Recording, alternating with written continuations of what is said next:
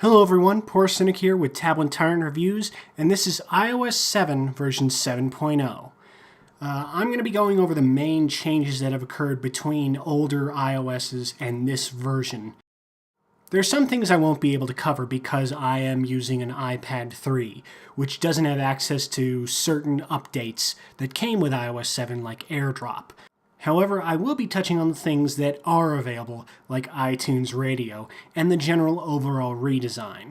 If you read my review, then you'll know I thought this is a fairly solid upgrade. It's not the end of the world, but neither is it the next best thing. It's just an upgrade. It's a fairly solid, change in technology and overall look. And I think it's fine. I know other people disagree because I've seen reviews and I've seen comments from other users, and man, the vitriol is flowing like wine.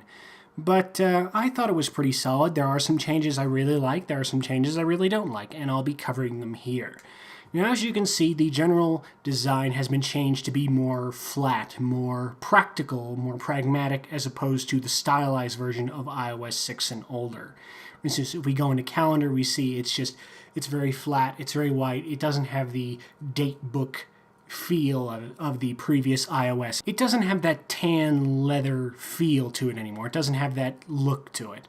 It's sort of unremarkable, but at the same time, it's also very practical, which is something I do like.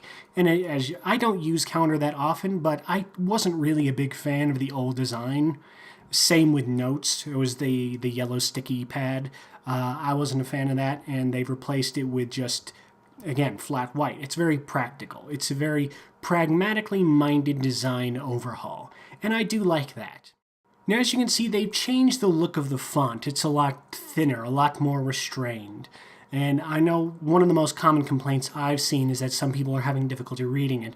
There are ways to change that. You can go into settings and you can adjust the whether it's bolded or not, and you can adjust the size. Personally, I don't have much of a problem with it. I think it's fine. I don't have great eyes, but I can read this just fine.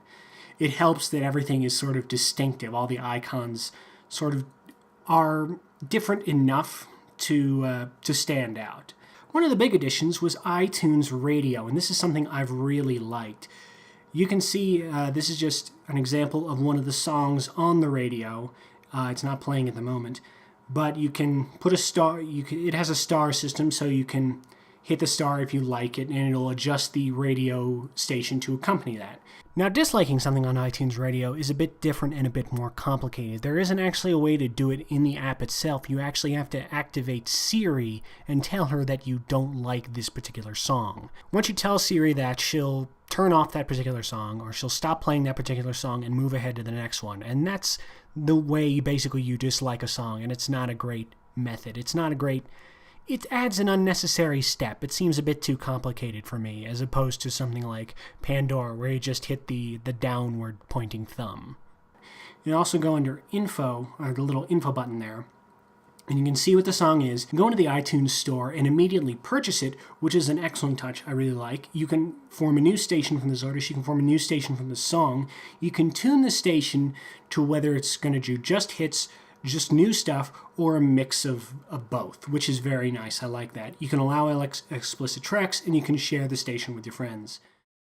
And you can see if we go back here, there are multiple stations you can choose from. You can enter an artist, genre, or song if you want something specific, or you can browse this list, which is pretty expansive. I click on Alternative here. You can see there's, all sorts of things: alternative radio, alternative rock, alternative singer-songwriter. Some of these, it's not really clear what it is, but, it's a healthy way to sort of experiment. And it does, iTunes Radio does allow you to sort of sample what each of the channels is. For instance, I go into classic rock and I just hit something like classic arena rock. It'll play very short snippets of what is available on that station. For instance, this is Survivor's I Can't Hold Back under classic arena rock. I'm not going to play the whole thing because I don't want to get this taken down by Survivor people, but, it's a good selection. It's a very very, very well done. There are some issues I've had with iTunes Radio. Sometimes it just stops working. You can't get access to anything, and there's not really an explanation why. I assume this is just sort of Apple trying to hammer out some of the bugs and some of the kinks, which I can understand. This is an extremely new thing. Well, it's extremely new for Apple. Obviously, Pandora's been doing it. Spotify's been doing it. I've tried both Pandora and Spotify, and I think I prefer iTunes Radio now, even in the short time I've had it, to both of those. Pandora, the selection always felt very limited to me. I would often hear the same songs over and over again. Whereas for Spotify, it's definitely a good system, and there's a lot of choice to be had, but it has the downside that you can't listen to it on mobile unless you pay a monthly fee. And I wasn't a big fan of that because I already pay monthly fees for things like Netflix, and it racks up. But iTunes Radio does not. It's free unless you want to pay for iTunes Match, in which case there's no ads. Unlike in the free version, you can just listen as long as you like. But yeah, it's great. I love it. Fantastic. One of the things I don't like, or I didn't like about the change, is that the way music works was changed, that podcasts are no longer kept under music. You have to get the podcast app if you want to listen to podcasts, which is I wasn't a big fan of because I don't really like the podcast app. But, it's not a deal breaker for me. It's easy to get over that. All right, let's go over some of the other sort of new features. Camera has been changed. Now you can sort of adjust different things. You can turn HDR on or off. You can adjust whether you want it to be a square photo, regular photo, or video, which is a very nice touch. And just the overall look of taking photos has been changed. It feels a lot more simple. It feels a lot more streamlined. I do like that. Nice shot of my TV there. You can now use FaceTime as audio only, which sort of brings it into line with things like Skype. And while I don't use either Skype or FaceTime all that much, I've been given the option now to just talk to somebody without having to see them, because I don't need to see someone all the time just to talk to them. Skype worked fine for that, although obviously I don't have Skype on here because Skype for iOS isn't that good. The way photos are laid out, it's just more streamlined. It just looks a lot better, looks a lot cleaner. But again, a lot of this is subjective, and it's going to depend on your own personal experience, because a lot of what I'm saying, it looks cleaner, it looks better, is based on my own opinion. The App Store and iTunes Store are also sort of redesigned. They, again, look a lot cleaner. It's just very, very well laid out, very well organized. I like the way this looks now. I don't know, something about the old App Store. This still has shades of it, but it felt a little less clean to me. It felt a little less organized. The way that the stacked icons work have been changed. Now it just does it in a 3x3 square, and you can shift over to see what is in the other sections here. And I like that. I didn't like the way that just in the old system it sort of squished everything by opening up. And I wasn't a big fan of that. And now it fills the screen. And I do like the way that works. Game Center has been redone. It looks a bit sharper.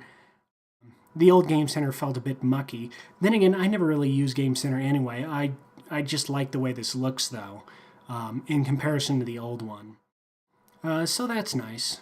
I have had some complaints. I already mentioned the iTunes Radio sometimes turning off. The other major problem I've had is in regard to updating with the App Store. Sometimes things just don't they'll get stuck in a permanent loop. You'll just see that little blue ring spinning around and around, and it doesn't actually update. It doesn't download whatever the new information happens to be to your device. However, at the point I did that, I was still using the manual method of updating on my various applications. There is a way now to do that in the background, which sort of brings me into something I forgot to mention before, and that is this control panel. And you can sort of do multitasking, which is a very nice touch. I do like that, and I know it's been done on other devices, but it's nice to see it finally come to iOS. And here, this is the control panel. You can adjust all your various things from here. You can turn on and off Bluetooth and Wi-Fi and set airplane mode and all that sort of good stuff. If you swipe up with 4 fingers, you can get into this multitasking sort of swipe screen, which shows all the things you have currently active. And you can go into them and you can adjust what you want to be done. You can adjust all this sort of stuff. And it's definitely a nice touch, and I like that it has this option now that you can actually be fairly productive with your you could be productive with your iOS device in the past, but now it feels like you can be more productive because you can be, writing something in one app and then swipe to multitask, and you can, adjust your music, or you can adjust something else, and it's a nice touch. I like that quite a bit. Not sure what else I can really say about iOS 7. It does have a lot of the problems that being an early adopter carries. There's still a lot of bugs. There's still a lot of hiccups. Sometimes things don't respond right away when you tap on them. I have had some problem with apps that have crashed or just not function properly because they're not yet compatible with iOS 7. Procreate is an example of this. I've been having a lot of trouble with it crashing. But that's a problem I'm sure is going to be worked out over time as more and more developers get used to the software and properly update their games or applications or what have you. That's one of the hazards of being an early adopter. You have to deal with that. And if that's something that doesn't appeal to you, then, I'd keep holding off. You're going to wait until the next few patches come out, which is the smart thing to do.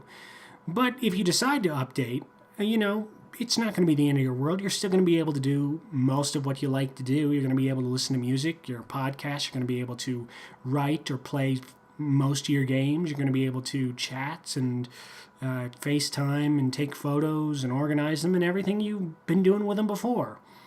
So yeah, that's been iOS 7. I've been Poor Cynic with Tablet Tyrant Reviews. Ta-ta and farewell. For more reviews, both written and recorded, go to www.tablettyrant.com. That's www.tablettyrant.com.